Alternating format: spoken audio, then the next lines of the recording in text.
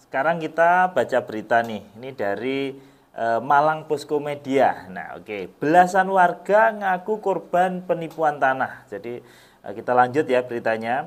Maksud hati membeli sebidang tanah untuk dijadikan rumah, belasan warga malah merasa jadi korban penipuan.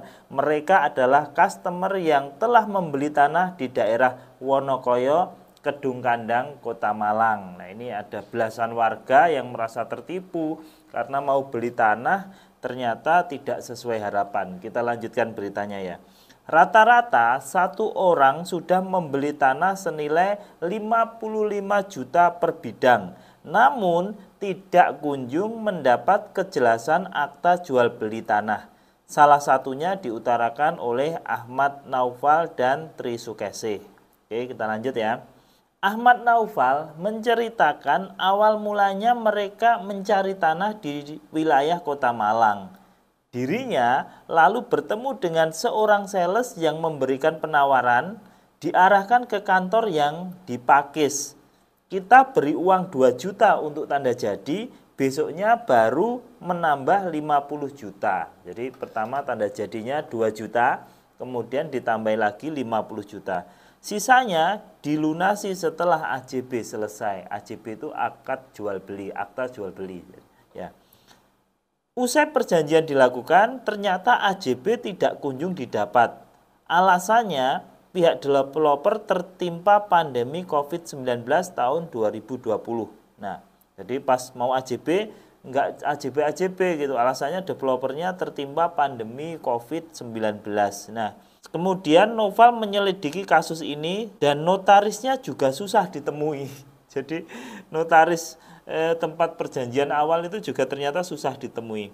Ternyata, nah ini lanjutannya, ternyata menurut pemilik tanah, developer boleh menjual asal pembayaran tanah itu sudah lunas.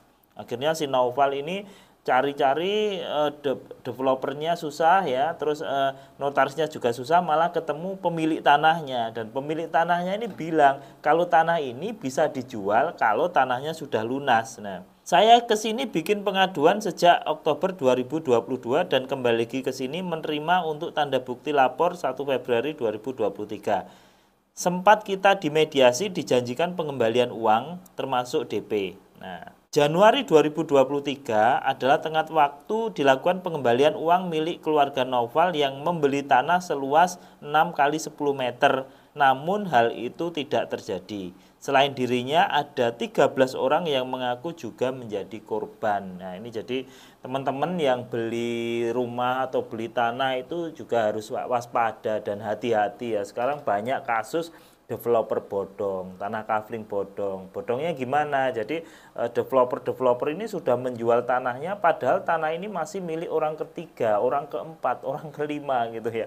Jadi yang punya tanah ini sama developernya udah, padahal transaksinya sama yang punya tanah ini belum selesai, sama developernya ini udah dijual gitu lah. Nah, di tengah jalan ternyata ada masalah ya, mungkin transaksinya gagal atau gimana, kan yang dirugikan customer. Jadi hati-hati ya. Jadi, sering kita temui, banyak sekali kita temuin developer yang sudah berani menjual tanahnya padahal itu masih milik orang lain gitu loh, belum lunas gitu.